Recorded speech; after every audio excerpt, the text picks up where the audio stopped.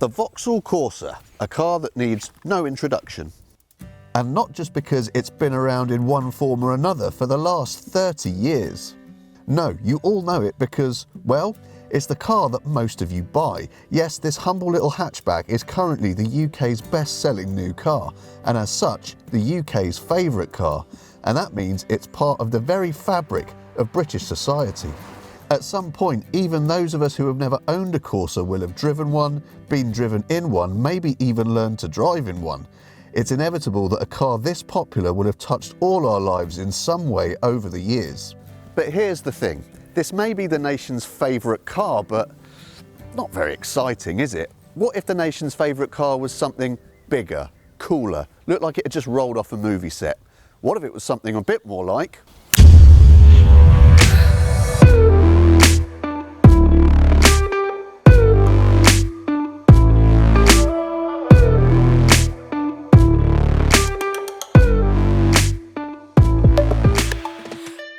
Yes, we have come to the US to meet America's bestseller, the enormous, the iconic, the effortlessly cool Ford F-150.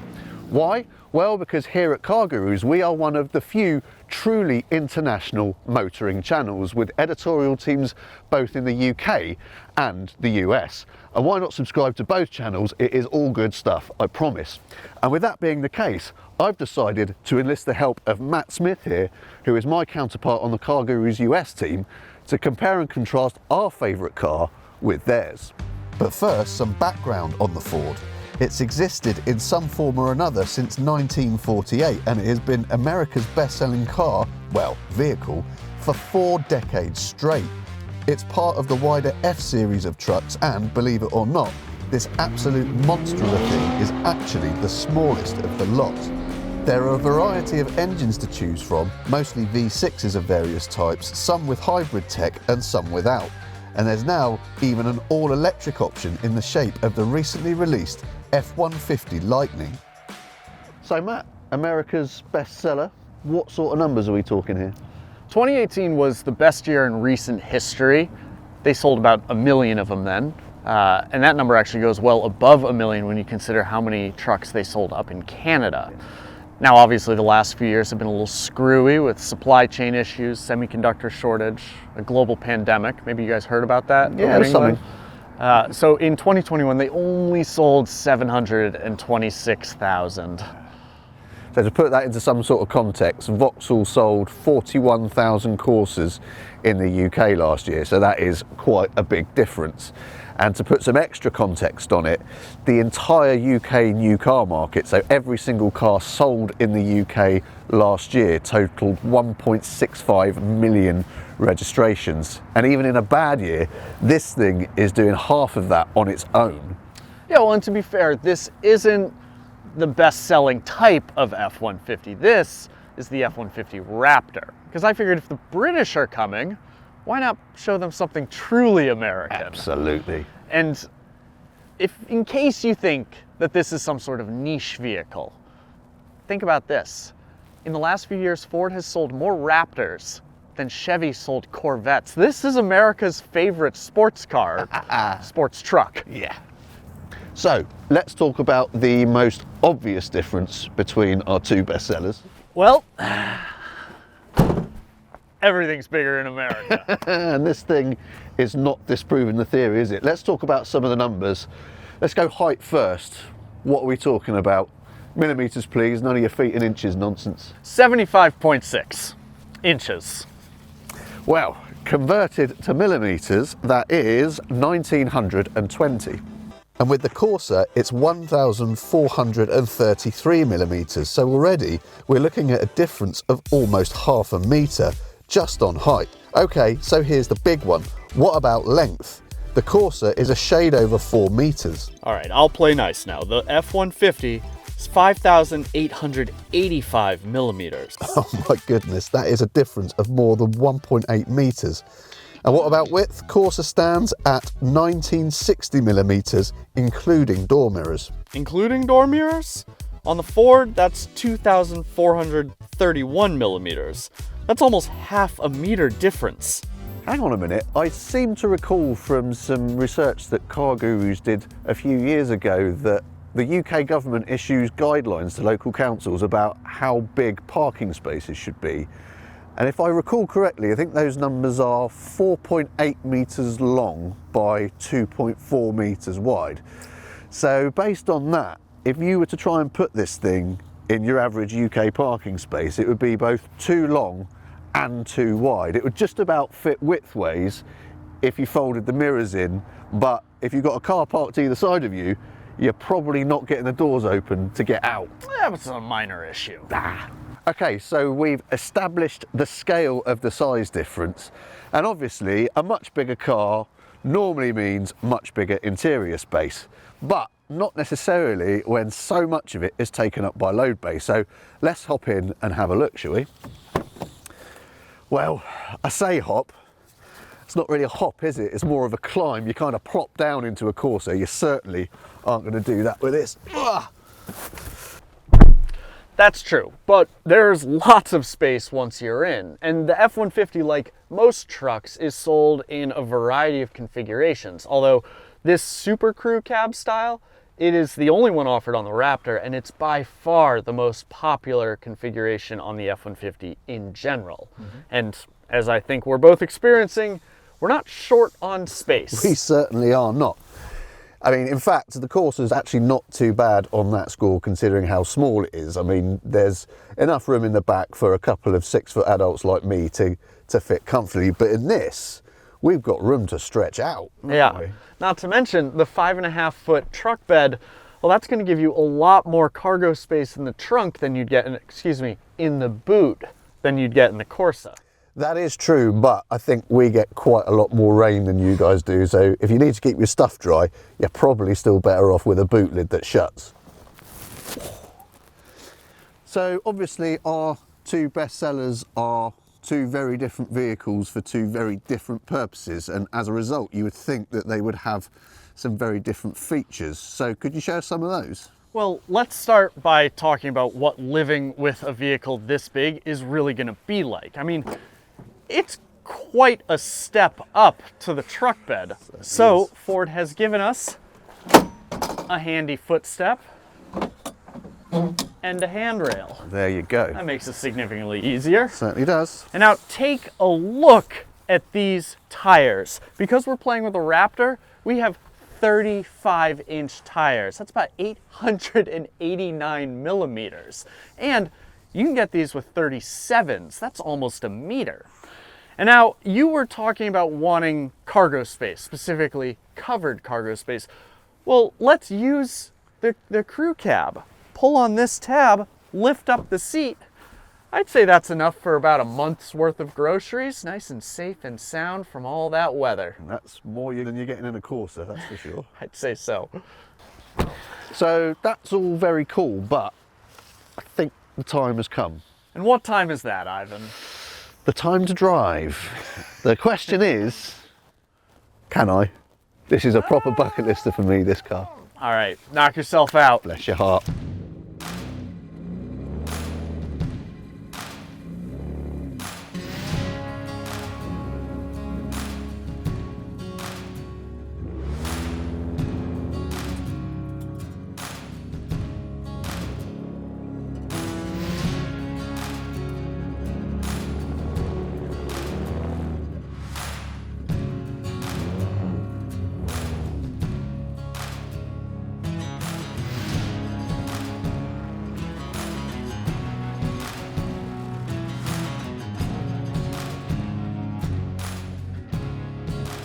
So we are here to compare and contrast. So let's start with our engine specs. All right. So Matthew, what do we have here? Well, let's remember, the F-150 Raptor is the most aggressive, most off-road capable, most hardcore F-150 you can buy. And this might not be the most typical F-150, but it's definitely the most American F-150. So we're talking about a 3.5 liter twin turbo V6 engine that throws out 450 horsepower and 510 pound-feet of torque. That's 691 Newton meters. I did tell you it's the most American F-150, right? It certainly is. My goodness. Well, I think I know the answer to this, but how does that compare to the Corsa? Over to me in the UK. Well, me in America, the Corsa we have here is the 1.2T Auto Elite Nav edition, which means it's pretty much middle of the range for both engine and trim level. And that means that under the bonnet, or for our American friends, under the hood, we have an 1199cc 3-cylinder petrol engine mated to an 8-speed automatic gearbox. It makes about 100 metric horsepower and 205 newton meters, so we're way down on power, way down on torque, way down on cylinders, way down on pretty much everything. Where we're not a long way down, predictably, is on fuel economy. According to official figures, this thing should return an average of up to 48.7 miles per gallon. So tell me, can your big bulky truck compete with that? You in the UK is a bit of an aggressive fellow, isn't he? I'm not sure I like him quite as much. Yeah, sorry about that. He must be having a rough day. But nevertheless, he does raise a very valid point. So what is the fuel economy on this thing?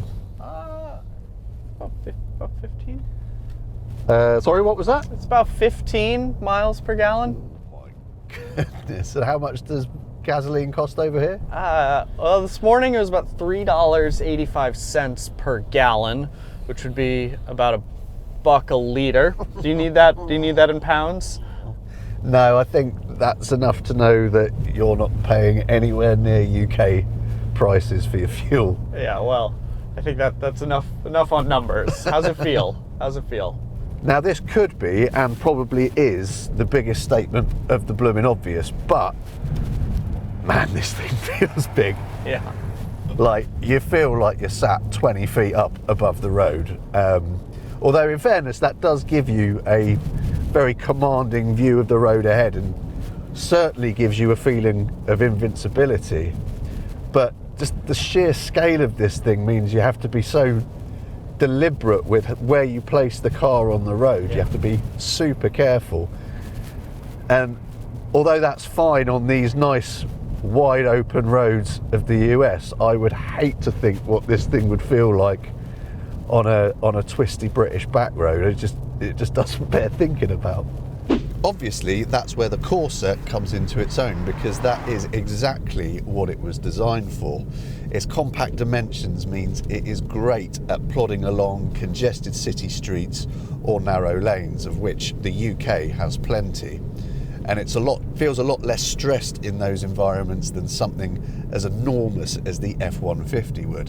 This version's even got an automatic gearbox to make stop-start driving even more relaxed. But I will say that other than the sheer size of the thing, it's actually a really nice thing to drive. I mean, the engine, you can't test it too much in a 35 limit as we're in now, but you can just feel the brute force of it every time. Oh, it wants to go. Every time you flex your ankle, it's just there, and it's responsive. The gearbox is working well with it.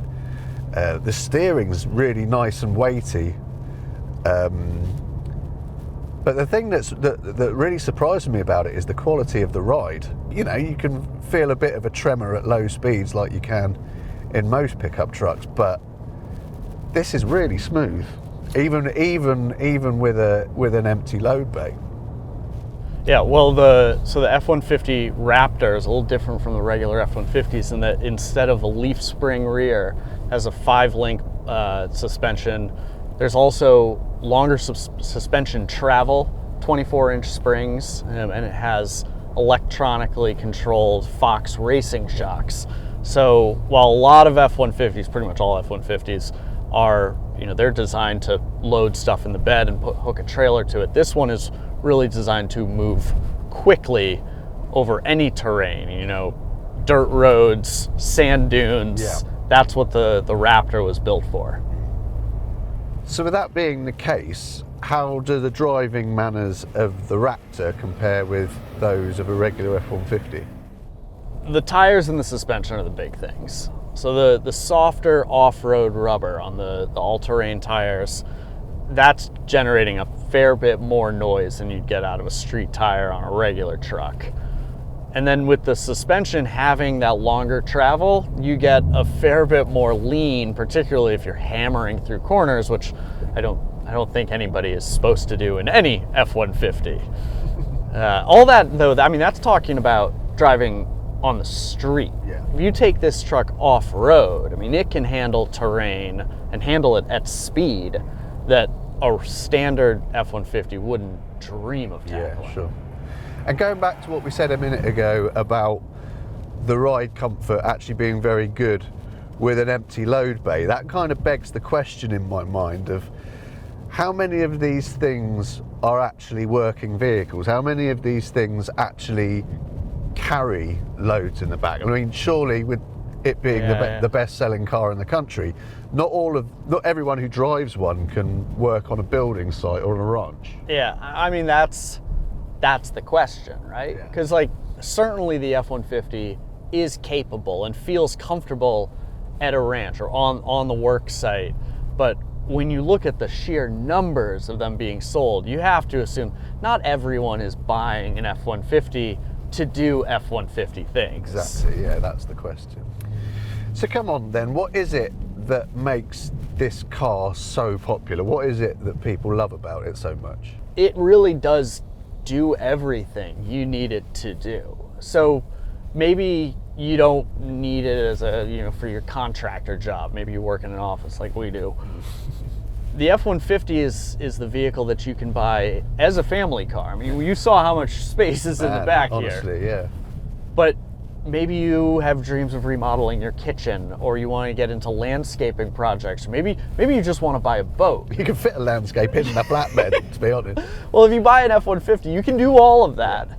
And you can take the kids to school, and you don't need to buy a second car. Yeah. So just the peace of mind of knowing you can do it all makes this truck extremely appealing. Yeah. And let's be honest, people must just love it because it's cool, right?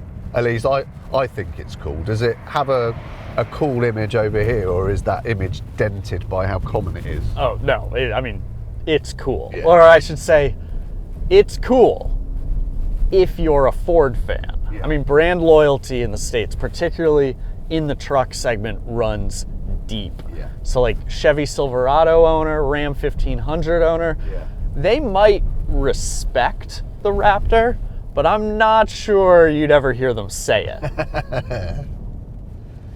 So let me ask you this. I think with the Corsa, I've always thought that a lot of people buy a Corsa because they need a new car.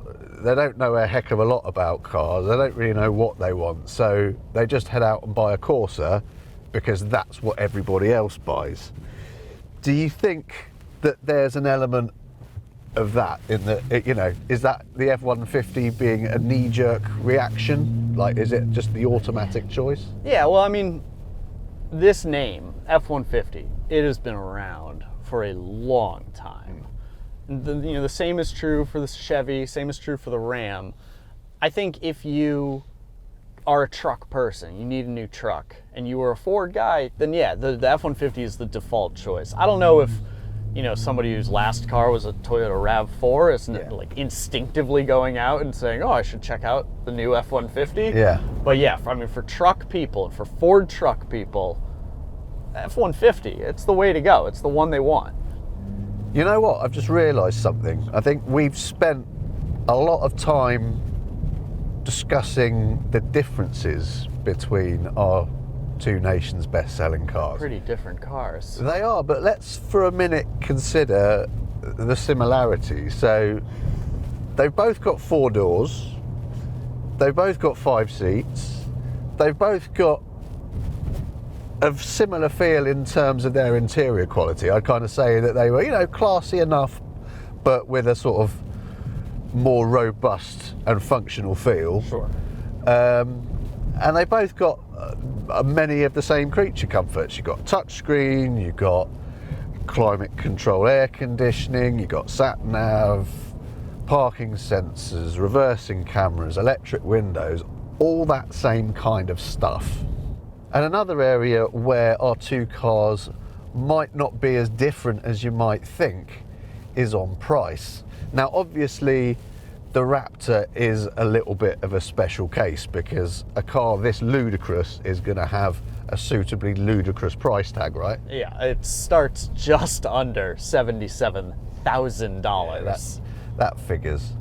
But having looked at the prices and the specs of the F150 range, the more humble versions start at around $33,000 or just above, and that equates to a sum of about £29,000.